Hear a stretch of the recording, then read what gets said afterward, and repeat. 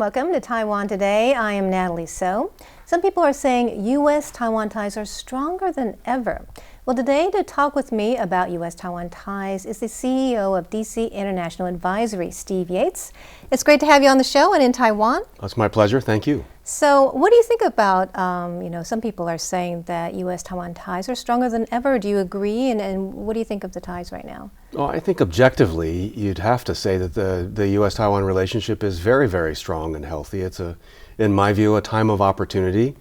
Some of it is because of things that have been done in Taiwan and the US, but I think the largest factor has just been the dramatic change in the perceptions of China over the last year or so. And some of those actions by Xi Jinping and just the widespread coverage of it around the world has made people think a little differently about engaging Taiwan. So they've gone from being cautious about if we engage Taiwan too much, will we upset China and lose opportunity, to wait a minute, I have to manage risk of dealing with China.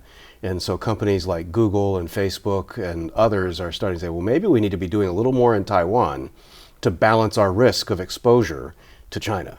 That's true. true. This is a very, very different environment. Interesting. A lot of those companies actually come to Taiwan Correct. recently. So I know that you're a Republican, a very active Republican. What do you see about Trump and his engagement of Taiwan? It seems that he's really using Taiwan. He knows it's a sensitive issue between U.S. and China. So is he using Taiwan as a leverage, bargaining chip? Right. I get a question a lot about the bargaining chip issue. And to a degree, Taiwan has historically always been a bargaining chip in greater Asian issues from the last century, from World War II onward. There's always been a bit of Taiwan being a part of a broader strategy, which I think by definition makes you somewhat of a bargaining chip. Clearly it was a bargaining chip in the Nixon-Kissinger mindset through to Carter-Brzezinski, and they were willing to flip on Taiwan in order to make a larger strategic play with China in the Cold War. And so there's a history behind people in Taiwan being concerned about this, but also just the reality that geopolitics, everyone is a chess piece on the board. And so I wouldn't worry so much about that. But President Trump doesn't have any personal experience in Taiwan, has never visited. As far as I know, his businesses have never had any real direct involvement in things Taiwan. And so his thinking about Taiwan really became most active immediately upon election when he took the phone call from President Tsai. And then immediately after that phone call, he gave 3 tweets that really were meant to sort of tweak Beijing about, well, why are you saying I have to have a one China policy? The Taiwan buying defense articles is good for the American economy and good for security. And he laid down some markers. But most of his administration's time has been spent on the largest geostrategic priority that they have, and that's forming a different relationship with China with a new economic relationship at its core. So, well, there's a big trade war between U.S. and China. Is Taiwan a bargaining chip, I guess, at this time? Yeah. I mean, at least in my conversations with friends that are in government, there's nothing about those conversations that indicate there's linkage in that sense. And I think my friends here in Taiwan know that I've advocated from the beginning of the Trump administration that yes, he's going to take some risks and a hard line on economic nationalism and other kinds of things and rebalancing economic relationships. That should be an opportunity for Taiwan. And if Taiwan can make a broader proposition, not just tariff rates, but broader proposition about a new kind of economic relationship with states in the United States or with the federal government, and it sets high standards that help the administration in other negotiations with Japan, with China, whatever, there's an opportunity for Taiwan. And so I don't see it as a risk, I see it as a potential opportunity, and I hope that that opportunity is seized. And so that's, the trade negotiations, whether it's really a trade war or not, is kind of in the eye of the beholder. It's going to go through the 2020 election cycle in the United States, and who knows how long it will go after that. So that by definition means it will go through the Taiwan 2020 election cycle too. And so people here in every major party and every major candidate need to be thinking, what can Taiwan do with this as an outside factor that's not likely to change in the near term.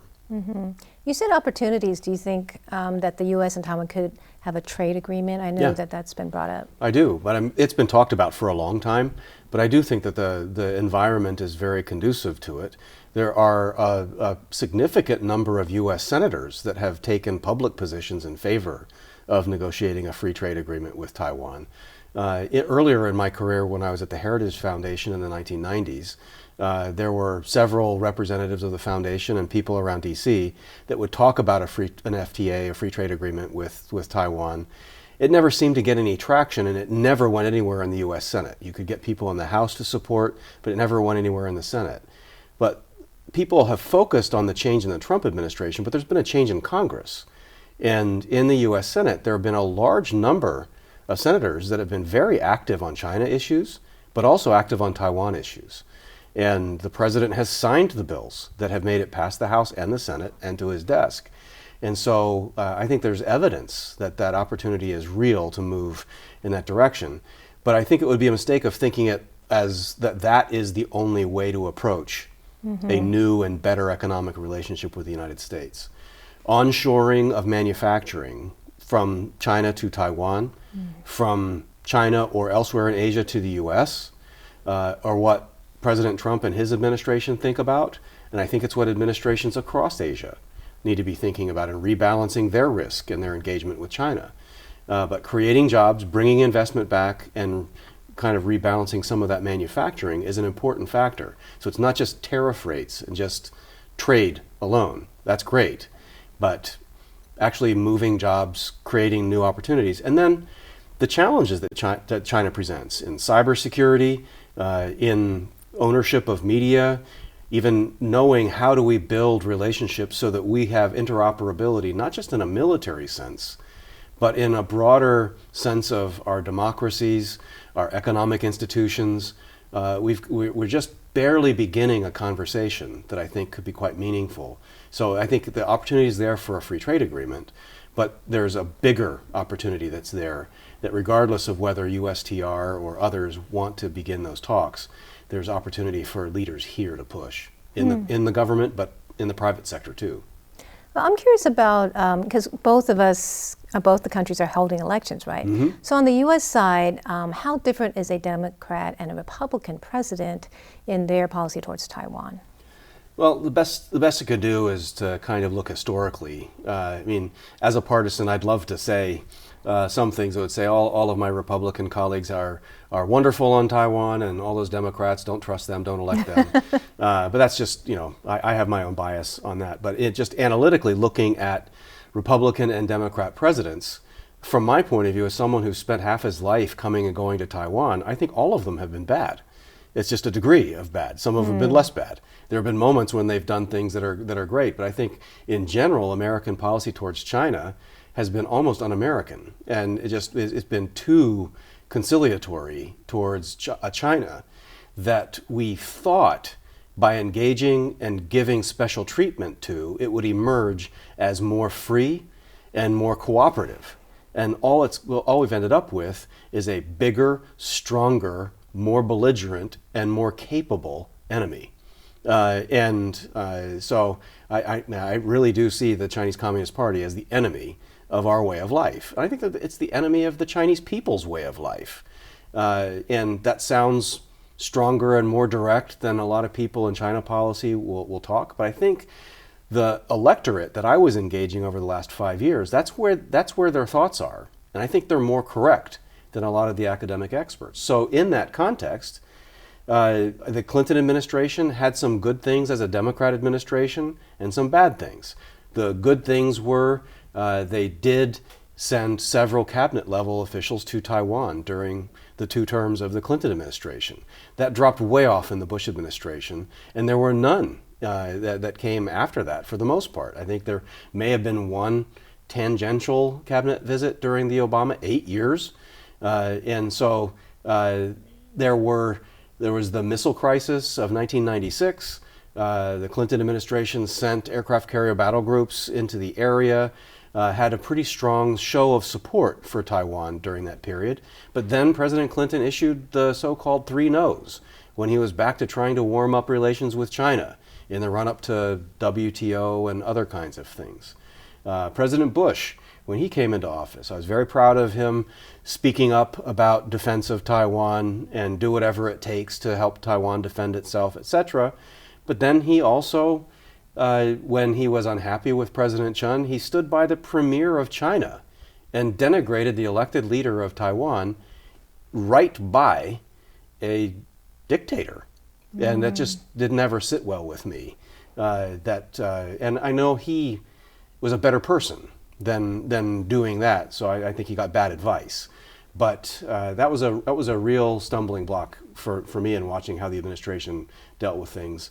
The Obama administration dealt, I think, very happily with the Ma administration, but it's really difficult to say what were the concrete results that fundamentally raised the watermark in how the U.S. and Taiwan deal with one another. There wasn't a falling back, there wasn't a big negative to point to, other than when candidate Tsai visited D.C. in 2012, there was a very conspicuous leak to the Financial Times that was extremely damaging to her as a candidate. And so I thought it was just an unusual way of the U.S. in a Democrat administration interfering in politics in Taiwan. So when I look at it, in general, conservative Republicans are big boosters of defense and deterrence, skeptical of China. And that remains true. Democrats historically had been big advocates for human rights. So when I was coming of age in the 80s and 90s, there were very famous Democrat members of Congress in the House and the Senate that were big advocates for human rights. In recent years, that has changed a lot because being for democracy and human rights got conflated with going to war and advocating regime change and trying to impose democracy on others. And so if the Democratic Party can revive some element of its tradition of advocacy for human rights, democracy, and things like that, and if Republicans remain consistent with the commitments to being against communism and advocating economic development and deterrence and things like that, Taiwan is okay, regardless of which party rises or falls. But in the 40th anniversary of the Taiwan Relations Act, I think there's been a lot of good, but a long way to go that we could do better, I think, from a U.S. point of view. Well, President Ing-wen just recently passed through the United States, and she got extended stopovers, like 2 nights in each city. Do you think this is the U.S. way of showing their support for Taiwan and President Tsai at this time? It's very difficult to say what is personalized about the U.S. government doing something because of who the president is. It certainly is indicative of the administration and the broader U.S. government's comfort that extending broader opportunities to a leader from Taiwan is not going to create unnecessary and unexpected problems. I think anyone knows that by extending these courtesies to the elected leader of Taiwan generates angry letters and weird tweets and other kinds of things from the foreign ministry and other officials in China. And the Chinese media and their sort of spokespeople in think tanks and elsewhere start to rise up and talk. So we know that there's going to be a reaction, but I think it just shows a significant degree of confidence in the relationship with Taiwan. And if you're elected president, the good things that happen on your tenure, you get to take credit for them. That's right. So it's not wrong for the Tsai administration to say, well, it's because of her management of the relationship that the U.S. government trusts her. I just don't know that that's the motivation of the American officials that are making the decisions. And if there was a different president, I'm sure that the same kinds of decisions would be getting made because there is this growing concern about China. The trade negotiations don't seem to be coming to a resolution soon. The Hong Kong situation has really been a wake-up call for a lot of people. The coverage of the treatment of the Uyghurs is very sort of surprising, shocking, but also unclear how kind of American experts and the foreign policy community are going to respond. So with all of that on China, I think that there's just a fundamentally more open attitude by American officials to say, yep, if the Democratic leader of Taiwan wants to come, then these restrictions should get loosened. Now, I would say I am a little bit disappointed that there was strong bipartisan support for the Taiwan Travel Act getting passed by the Congress, and the president signed it into law without any adjustment or commentary. And that is a bill that the sense of the Congress and the law of the United States said that elected officials from Taiwan and high-level officials from both countries can and should freely visit. So I don't think these things should be called transits anymore. I don't think there should be any restrictions. And I think the U.S. law says as much. I don't put that responsibility on the government of Taiwan to raise that issue. I think the Americans who supported those laws should be speaking up saying, wait a minute, who decided that it's only a couple of days and you can only have certain kinds of speeches? It certainly was more expansive for President Tsai this time than at any time since Chen Shui-bian visited in the early 2000s. So that's progress. But I and a majority of the Congress don't think there should be any restrictions at all. People wanted her to go to Washington, D.C., Right. right? Some people did. Well, do you think that, since President Tsai is close to the U.S., and the other candidate from the KMT is seen to be close to China, because, pro-China media gives them lots of coverage. Do you think that the U.S. would prefer a candidate like Tsai that's closer to the U.S. than China? Well, I don't think there's any question that if the U.S. government is looking at its own interests, if the description is accurate, that you've got a choice of a candidate that is leaning more China and sort of skeptical of the U.S., or a candidate that is leaning more towards the U.S. and skeptical of China, it's in the American interest to support the candidate that wants to be our best friend. Now, I have my own personal priorities that I try to advocate to our government and people who deal with Taiwan. I say, look, I'm less interested in which political party is putting forward the candidates or who the candidates are, but I care a great deal that the candidates understand the nature of the Chinese Communist Party, and they need to be fan gong, they need to be against communism. They need to want to be America's best friend. And then they should be advocating kind of a Trump-like Taiwan first kind of approach to making sure that they're taking care of their own people, bringing opportunity back to Taiwan. And if they have that mindset, that will work very, very well with what our government is trying to accomplish. And I think that would be another period of growth. And so if the DPP candidate, the KMT candidate, or independent candidates can meet those three conditions, I think the U.S. is happy with any of them.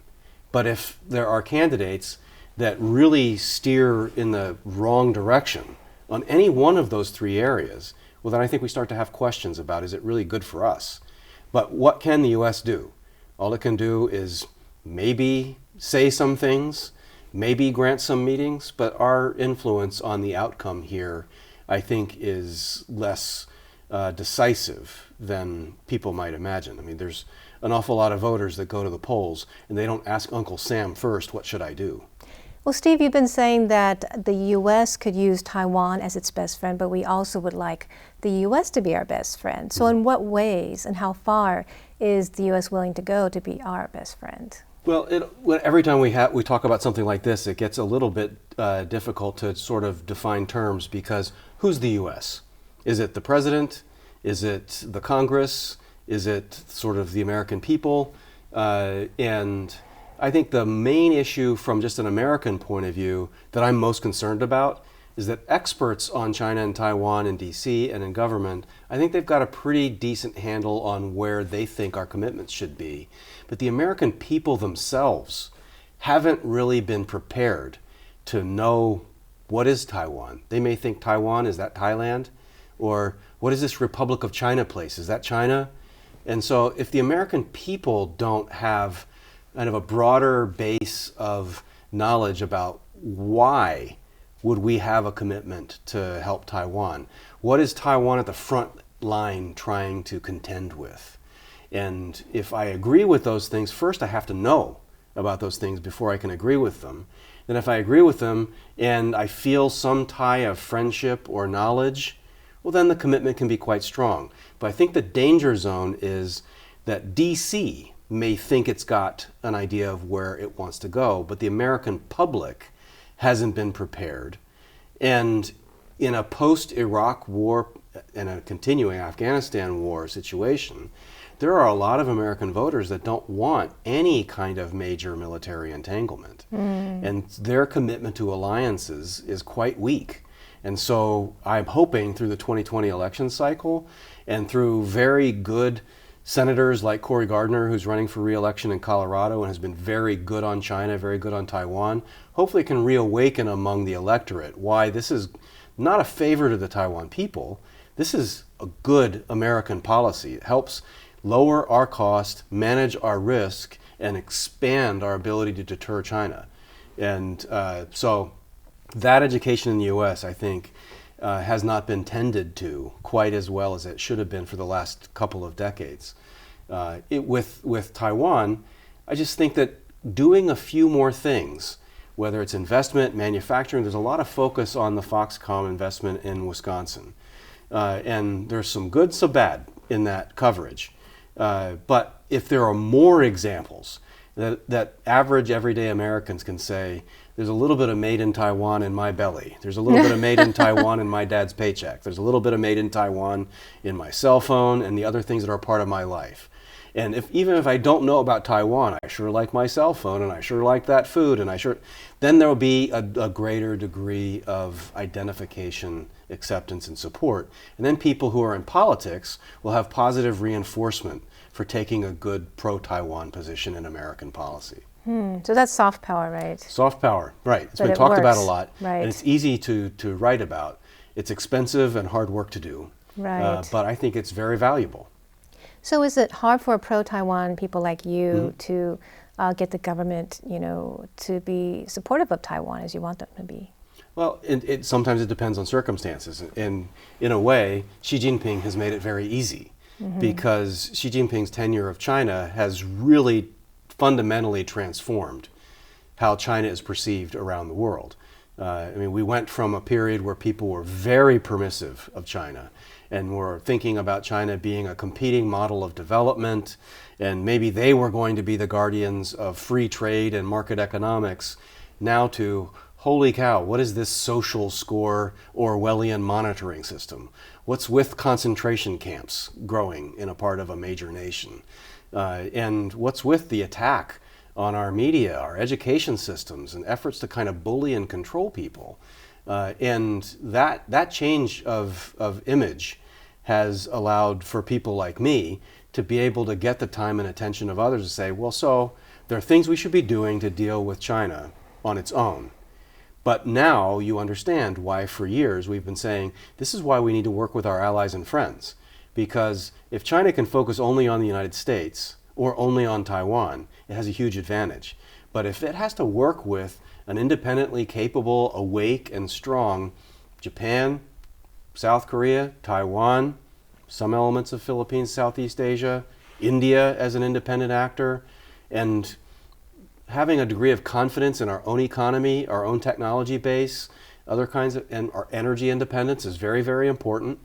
If we have that kind of collaboration, we might have a chance about avoiding conflict and maybe coercing China to have to change its calculus and do things a little bit better inside its own country. So there's more open door and open mind among people. And we've got very good at diagnosing what the problems are. And we're sort of at the stage of experimenting with prescriptions. And so I don't think we have a full solution yet, but some of the things are working better than people predicted. They said Trump couldn't increase tariffs on China without it blowing back and hurting America more than China. We now have a year of evidence that that's not true. There was all kinds of speculation that Xi Jinping's position is very, very strong and you can't negotiate with him in this way. And yet we have. People said you couldn't renegotiate NAFTA and have a different trade and economic relationship with Canada and Mexico, and then he did. So I think some of the fundamentals have begun to change. People have an open mind and will try some things. I've been very happy with what has passed Congress on some of the things that are Taiwan related.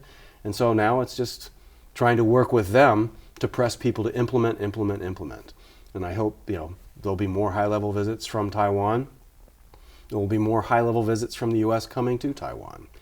And then my last big priority on this that I think would really solidify the relationship is for Taiwan to focus strategically on key states in the United States that have a particular special relationship with Taiwan. I was in Idaho, and I would always remind people in Taiwan that the largest foreign investment in Taiwan comes from a company in Idaho, Micron Semiconductors. And I'd say, Taiwan is Idaho's second largest trade partner.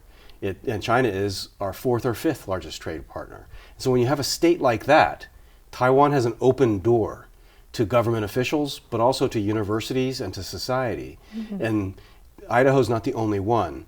But every time the president, the premier, the foreign minister, any meaningful leader from Taiwan goes to the United States, they should be making a priority of going and thanking those partners, thanking those investors, and investing in a broader social support, because each of those states sends 2 senators to the United States Senate. They have equal weight with the 2 senators from California, New York, other big states.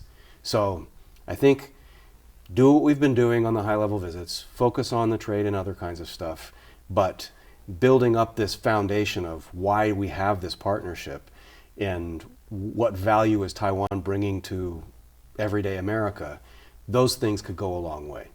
Great. Well, these are great thoughts. Thank you so much. And I know that you've been a big supporter of Taiwan. Mm-hmm. So thank you for the work that you've been doing for us.